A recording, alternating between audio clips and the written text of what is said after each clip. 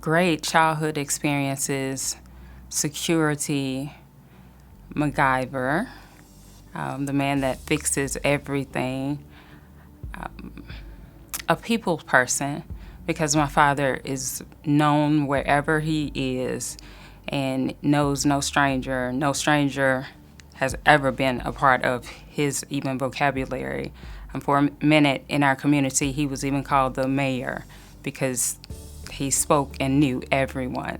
So when I think of my father, I think of love. I think of great family moments. I think of foundation, structure, stability, warmth, and a lot of laughter. I had a very good relationship with my father. It was wholesome and healthy, and even just fun. All of my memories are great as a child. He set the tone and foundation for Christianity for me. He was a beautiful picture of Christianity, and for that reason, it became very attainable and attractive to me. And even with regards to my parents together, they were married for double-digit years, and they together set a beautiful tone of marriage because he would often refer to her as his best friend. I enjoyed how he treated her and watching how he treated her and how he in turn treated me as well. So for those reasons, I also grew a great attraction for being a wife and being married. By the age of 10, I knew that's what I wanted for myself at some point in my life. Until later on, things started to change in their relationship. By the time I said I do, my parents had a very strained marriage, and I started to notice things that were a little different for my upbringing and what I was used to, and my foundation, if you will. By the time I had said I do as well, some point right before that, I had made a choice with my dad coming to me more so as a friend and just telling me that life was about choices and giving me a really good lesson about that. And it stuck with me really, really deeply because I realized I had disappointed him, but the message was so strong. Unfortunately, that message became kind of hypocritical, if you will, because by the time I had gotten married, my dad, I later learned, had become unfaithful in his relationship with my mom. And it was like a neon flashing sign. Life is about choices. Life is about choices. Because of his choices, it became a situation where I was a little apprehensive at times about my very own marriage. The things that he had done seeped into my marriage, and I honestly began having nightmares in my own relationship at night because it had impacted me that much emotionally. Also around this time, I had become a family law attorney, and I know it was the grace of God that did that because I was far away from even being interested in doing that. And realized that no other relationship, all the divorces and family issues I had dealt with had never been an issue for me.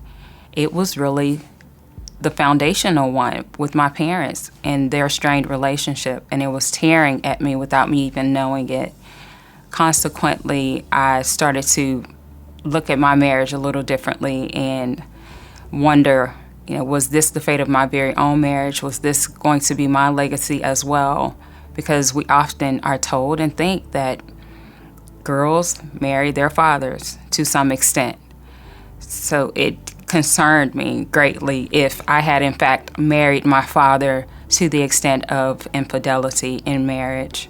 The truth of the matter is we were able to talk later about the situation, and I learned that his choices did not have to become a part of my legacy, and his choices did not have to become the fate of my marriage.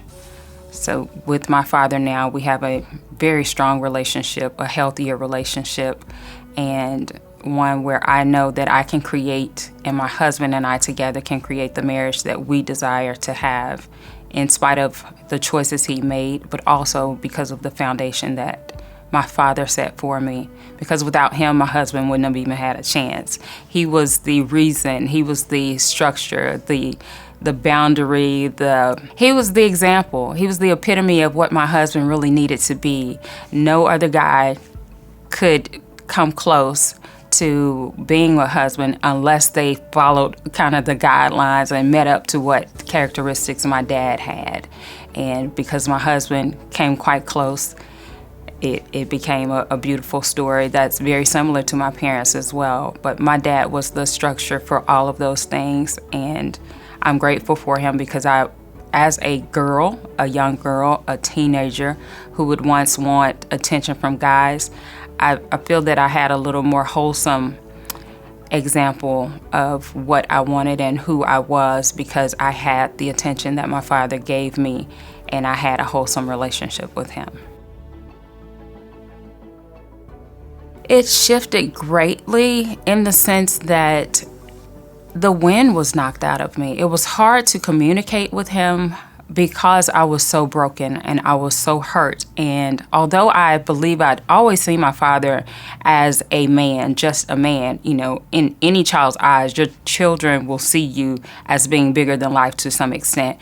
And I saw him as being 10 feet tall, of course, at some point in my life. But when that happened, it shifted so much of my world because I had not realized how deeply who I was based on the foundation that they had laid, based on them being married, based on me being a Christian was because of my dad's actions, the way he lived his life.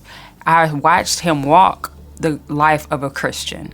And when he started to live a life that was unbecoming of that, I had no idea what to do. But separately from that, the foundation that he had initially given me was such a strong foundation of the life that he lived. I had been able to adopt and acquire my very own relationship with God. So I knew that I could rely on God when I felt that I could no longer rely on my father. When I felt that I could no longer believe in what he was and who he was and trust what he was and who he was, I had the security that at least I know that you do not hang your hat and everything you believe in on a man. And although my dad had shaken and my spirit was broken and everything in me was shifting, it seemed. And again, I questioned the fate of my very own relationship. I had the security of knowing that God was going to get me through it because of the life that my dad had initially lived. And so our relationship was shifted greatly until through prayer and my relationship with God, I was able to speak with him and let him know how I felt and share with him the impact it had on my life, his actions had on my life, and honestly refer back to that very same life lesson that he had given me about choices. Because of that relationship, and I believe because he was able to see those things that he instilled in me, we were able to mend fences to an extent and start to gradually have the conversations that were necessary to explain what was going on, or at least have the conversation so that he would understand its impact upon my life. It's a process. It's a never-ending process. It's a journey. It's a journey for the rest of your life, because there are things that we will experience in life that will shift us and shake us and trigger us. And sometimes when we're not recognizing where it's coming from or accepting it, if we sit in it long enough, we'll remember that it's related to something in our childhood. Because of that, we have to be willing to allow ourselves to grow and continue on the journey. Consider it as a marathon instead of a destination or a sprint, and that God is along the journey for us, that even in spite of the childhood we had, that God has a bigger plan, a greater plan, a greater good, and it's all for his glory. He will put people in place that will mend fences, that will stitch things together for you that once seemed completely unmendable. because of the relationship you had with your parents or with your father. But I have come to learn that God has it all in his hands and it's all in his control. And if you stay the course, you will see that it's all for his greater good.